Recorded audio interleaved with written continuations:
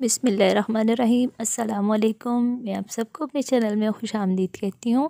और आज हम बना रहे हैं बहुत ही मज़ेदार सी आलू बुखारे की खट्टी मीठी चटनी।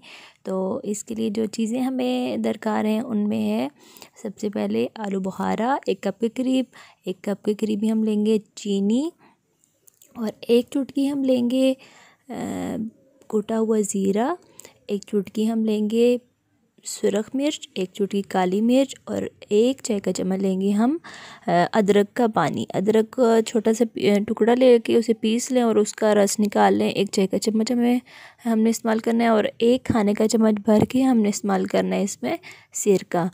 और ड्राई फ्रूट में जो चीज़ें हमने लेनी है वो 1 खाने का चम्मच भर के 4 मगज़ और 15 से 20 बादाम छिले हुए, उनका छिलका उतार लें और कटे हुए, और 3 कप के करीब हमने लेने पानी के। तो तैयारी की तरफ चलते हैं। सबसे पहले हमने एक पतीली में 3 कप के करीब हमने डालना है पानी। पानी को थोड़ा सा हम गर्म होने देंगे और उसके बाद हम डाल लेंगे उसमें सारे आलू बुखारा डाल के उसको अच्छे से मिक्स करें और उसे बॉयल आने तक पकने दें।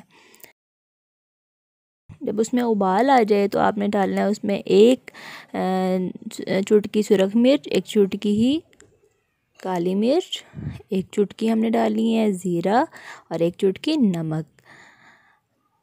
नमक डाल के हमने इसको अच्छे से मिक्स करना है और तकरीबन 20 मिनट के लिए हमने इसको पकने के लिए छोड़ देना है। तो 20 मिनट गुजर चुके हैं और ये देखें हमारे जो आलू बुखारा है वो बहुत अच्छे से हो गया है, फूल चुका है, गल गया है। तो इसमें अब हमने डालनी है 1 कप चीनी और 1 चाय का चम्मच हम डालेंगे अदरक का पानी। अदरक का पानी डाल के इसको अच्छे से आप मिक्स कर लें। अब हम इसमें डालेंगे 1 चुटकी रेड फूड कलर से बहुत ही मज़ेदार सा इसका कलर आएगा। और इसको अच्छे से मिक्स करके तो थोड़ी देर के लिए इसको पकने छोड़ दें।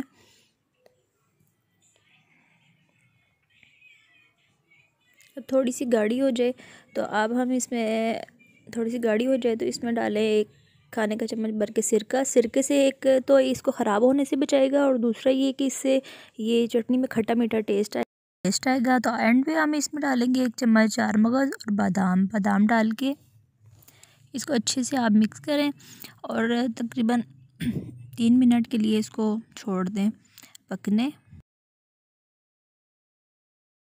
तो ये देखें 3 मिनट गुजर चुके हैं और माशाल्लाह से हमारी जो चटनी थी उसका कलर भी बहुत अच्छा आया है और गाढ़ी भी हो चुकी है। तो ये तकरीबन बिल्कुल तैयार है, ये बिल्कुल तैयार है। अब इसको हम डिश आउट करेंगे। और एक चीज़ का आपने ध्यान रखना है, ये जो चटनी है इसमें हमने एक तो सिरका डाला हुआ है जिसकी वजह से ये ख़राब नहीं होगी हमारी चटनी। और इसको आपने कोशिश करनी है कि इसको किसी एयर टाइट जार में डाल के फ्रिज में रखें तो ये तकरीबन 1 महीने तक आपकी आराम से चल जाएगी, ना तो ख़राब होगी और ना ही इसका कलर चेंज होगा। तो मैं उम्मीद करती हूँ कि आपको ये रेसिपी अच्छी लगी होगी। तो फिर मिलते हैं किसी और नई रेसिपी के साथ। अल्लाह हाफिज़, फ़ी अमान अल्लाह।